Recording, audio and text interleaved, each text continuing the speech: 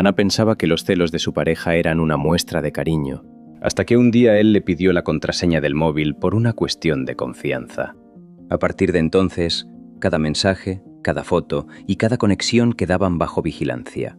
Si Ana tardaba en responder, llegaban los reproches. Si salía, debía enviar pruebas: una foto del lugar, una videollamada rápida, un «demuéstrame dónde estás». Y todo comenzó con algo tan simple como compartir una contraseña. Esto también es violencia. Es violencia machista digital.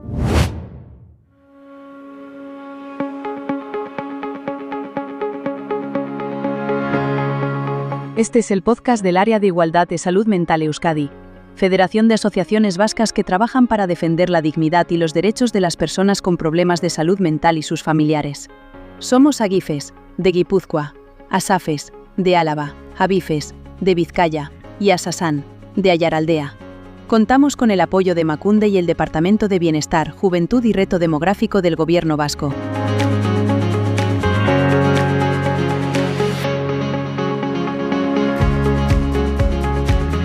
Bienvenidos, bienvenidas. Hablamos de un fenómeno que crece a la misma velocidad que nuestra vida digital, la violencia machista digital. Para entender sus nuevas formas, sus riesgos y cómo protegernos, contamos con una de las voces más autorizadas de España. Encarni Iglesias es presidenta de la asociación Stop Violencia de Género Digital. Encarni, muy buenas, gracias por acompañarnos. Gracias a vosotras por llevar este tipo de iniciativa y visibilizar este tipo de violencia, que es la que mayormente se está sufriendo hoy en día en la actualidad. Bueno, tenemos que ir al principio y nos tienes que explicar qué es la violencia machista digital.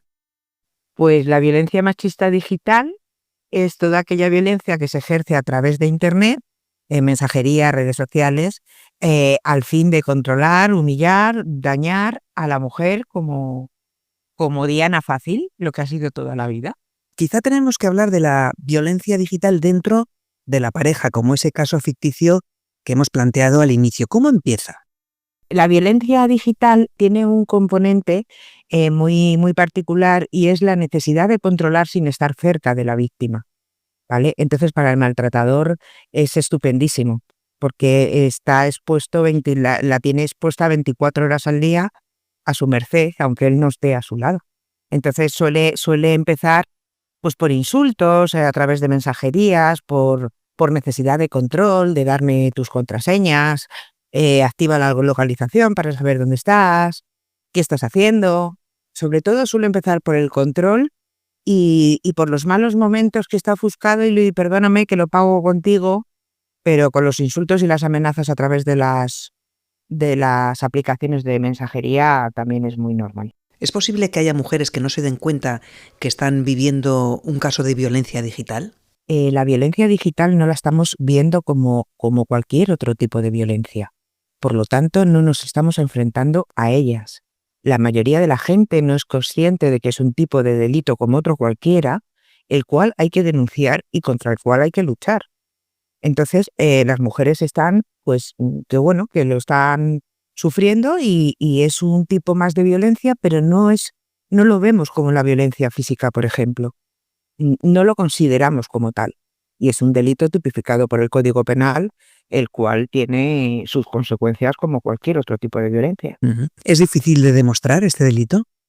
A ver, tenemos que tener en cuenta que estamos ante un fenómeno como ha sido Internet, que es relativamente nuevo en nuestra sociedad. Entonces, pues sí, las evidencias digitales es una prueba muy directa a la hora de un proceso judicial, pero es verdad que tiene que tener unas características especiales, puesto que son pruebas muy manipulables, las evidencias digitales, y si no se hace de la manera correcta, la presentación en sala judicial pueden quedar inhabilitadas fácilmente. ¿Cómo está la situación? Precisamente acabas de mencionar los juzgados. ¿Hay una sensibilidad especial sobre este tipo de casos? Yo creo que no. A ver, uno de los mayores problemas a los que nos estamos enfrentando es que Internet va a una velocidad de vértigo y la justicia va súper lenta. Entonces, cualquier delito que se comete a través de Internet tendría que ser juzgado de la misma... A ver, no de la misma manera porque es imposible con esa rapidez, pero sí teníamos que encontrar un punto medio entre la violencia digital y tanto la legislación en delitos digitales como la rapidez en juzgarse en distintos juzgados. Sospecho que no es fácil establecer esa línea entre el delito y el no delito, cuando la situación puede ser tipificada como tal o como una circunstancia de pareja, por ejemplo. A ver, ahí pasamos a ser violencia de género digital cuando proviene de una pareja o expareja y ocurre y se reitera durante un tiempo. Es decir, no vale con una o con dos o con tres. Eso ya queda a disposición del juez que le llegue a su mesa, ¿vale? En cuanto a cualquier otro tipo de delito, pues exactamente igual.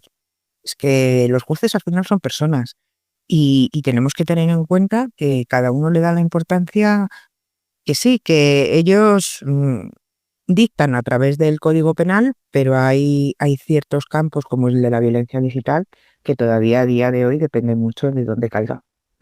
Según vuestra experiencia, no sé si nos puedes contar los diferentes tipos de violencia machista digital y cuáles son los canales que más se están utilizando. Los delitos que más se llevan a cabo al final es el acoso digital, la suplantación de identidad, la extorsión y el grooming. Yo creo que el resto de delitos se pueden agrupar dentro de esos 4 tipos de delitos, ¿vale? Es muy dado, pues a través de canales de mensajería, como puede ser WhatsApp, pues caer en los insultos, las amenazas constantemente. Es muy fácil el crearte un perfil falso en una red social y difamar y humillar a una persona. Y luego, en cuanto al delito, el sexting en sí no es un delito, porque el sexting es el intercambiar o el enviar imágenes. Cuando se convierte en delito es cuando la imagen es intercambiada con un tercero, sin el consentimiento necesario, por un lado, y pasa a ser extorsión cuando se pide algo a cambio de que eso no se haga. Es decir, o me das dinero o publico la foto, o me envías más imágenes o publico las fotos, o no sé, o vuelves conmigo o publico las fotos. Algo a cambio de. Estos son los delitos que más se están cometiendo entre parejas. Los programas espías también es un delito bastante visto entre parejas. ¿Qué es un programa espía? Pues un programa espía es un software que te pueden insertar en tu dispositivo, ya puede ser presencialmente o a través de cualquier enlace, con el cual van a conseguir información según la calidad de ese software, pues te pueden tener controlada la cámara, los altavoces, las conversaciones, ver todo lo que haces en el móvil. Y eso se instala sin que la persona lo sepa. Por supuesto. A ver, y lo que es peor todavía, hay mucha gente que se piensa que es complicadísimo instalar este tipo de programas y no lo es. Solamente necesitas una mente calenturienta y dañina, como es en la mayoría de las ocasiones la de los maltratadores, que tenga unos minutos para ponerse un tutorial de YouTube y ya le van a indicar cómo hacerlo. Porque si entramos en la fase de las justificaciones, ahí está ese argumento de, claro, yo quiero lo mejor para ti, yo quiero que estés segura, yo quiero saber dónde estás, bueno, para que no te pase nada, ¿no? Para protegerte. Hablaba yo antes de ayer en un colegio que estaba en Alicante, que era realmente lamentable ver la percepción que tiene la gente joven y la necesidad que tiene de controlar todas las situaciones. Ya llevamos años viendo que las niñas, si no se sienten controladas, no se sienten queridas. O sea, el amor romántico es que para querer hay que controlar. Entonces las niñas dan sus contraseñas, las niñas mandan fotos antes de salir a la calle para tener la aprobación por parte de ellos de, por ejemplo, cómo van vestidas. Las niñas aceptan que les digan con quién pueden hablar y con quién no pueden hablar. Pero claro, el problema es que las niñas lo están aceptando y los niños también están creciendo bajo el pensamiento de que si no las controlan es que no las quieren. Eso nos lleva a tener una normalización realmente peligrosa. Y ahora llevamos un par de años o 3 viendo que esto, en lugar de disminuir, por más que lo hablamos y lo decimos, que el amor tiene que estar basado en la confianza y en la libertad, pues esto ha pasado ahora también a realizarse en grupos de amigos. Tienen la localización unos de otros para saber dónde están en cada momento. Los hijos con los padres hasta cierto punto puede ser entendible en algunas edades o por algunos motivos particulares. Pero bueno, no es tampoco realmente como se está usando, pero vale. Pero ya que entre amigos, entre una pandilla, tengan que tener las localizaciones, el terminal con la localización siempre para que ellos vean dónde está mi amiga, dónde estoy, dónde no. Ellos dicen que es para que cuando quedan, saber cuándo está llegando y cuándo no está llegando. O, por ejemplo, cuando salen por la noche y se despiden de una fiesta para saber si han llegado a casa o no han llegado a casa. A ver, que tenemos las llamadas gratis, que tenemos servicios de mensajería, que esto no va a ningún lado. La necesidad esa de controlar todas las situaciones no es sana. Desde vuestra experiencia, ¿cuál diríais que es el perfil más habitual de la víctima que pide ayuda en vuestra asociación? A ver, no hay un perfil. Cualquier tipo de violencia la puedes estar sufriendo durante mucho tiempo y llega un momento en que un día te levantas y dices, aquí, ya, ahora. Y en ese momento es cuando te llaman. Son gente que está muy dañada psicológicamente. Es un tipo de delito el cual hace tener el cerebro en estado de alerta las 24 horas del día. No tiene descanso. Entonces las lleva a que al final es como una explosión lo que tienen y llegan realmente dañadas con muchos miedos, muchas inseguridades.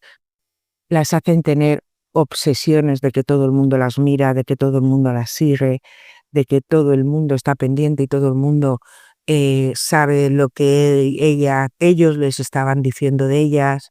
Realmente están muy, muy dañadas. Por lo tanto, parece evidente que esta violencia machista digital puede afectar a la salud mental de las mujeres. Afecta muchísimo.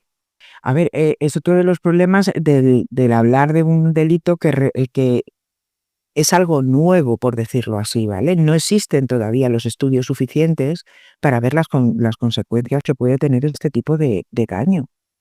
Hay una cosa muy triste que nos ha pasado hace poco y es que estábamos hablando con una chica y bueno, ya llevábamos varios días con ella hablando y tal. Y en un momento dado, era una chica que estaba bastante asustada y bastante obsesionada. En un momento dado, yo noté que ella se relajaba, recibió unos mensajes y ella se relajaba e incluso lanzaba una pequeña sonrisa. Y yo me quedé con ese detalle y al rato la digo, te están mandando mensajes, digo, ¿te ha llegado alguna buena noticia? Porque a mí me chocó que pasó muy rápidamente de un estado a otro. Y cuando me dice, sí, dice, me está insultando y me está diciendo que me va a hacer de todo y me va a meter de todo por todos los sitios, la estaba faltando al respeto y la estaba amenazando una vez más, ¿no? Y ella sintió alivio cuando recibió ese mensaje. Es en el momento a donde el maltratador le sitúa detrás del terminal, ¿vale? Entonces, como la mayoría de ellas es verdad que hay órdenes de alejamiento ya, saben que en ese momento no está cerca de ella. Saben que están saltándose la orden de alejamiento.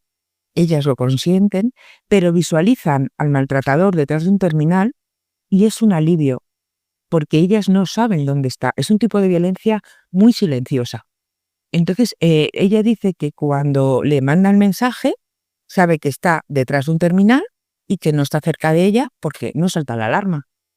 Encarni, ¿la violencia machista digital puede ser la antesala de la violencia física? ¿Cómo se relacionan estos dos conceptos?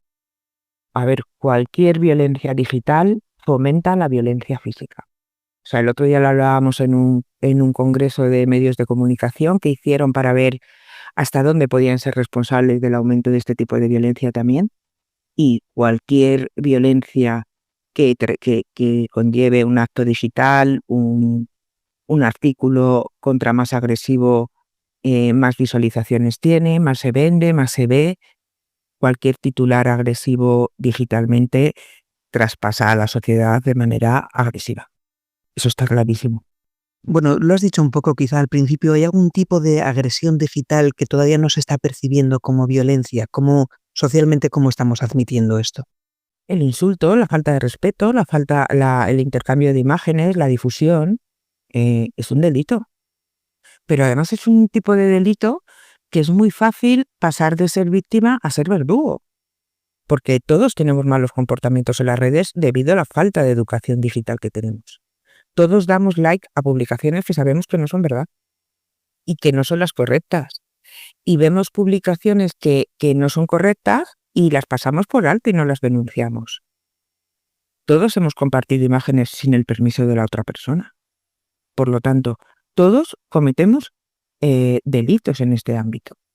Y hay que luchar y trabajar mucho por tener una mínima educación digital, saber lo que se puede hacer, lo que no se puede hacer y saber protegerse en Internet para estar seguros, que es maravilloso. Internet es maravilloso y está en nuestra vida y va a tener que estar ya siempre, pero o lo hacemos de manera segura o las consecuencias, sobre todo psicológicas, yo creo que es uno de los delitos que más daño psicológico causa hoy en día.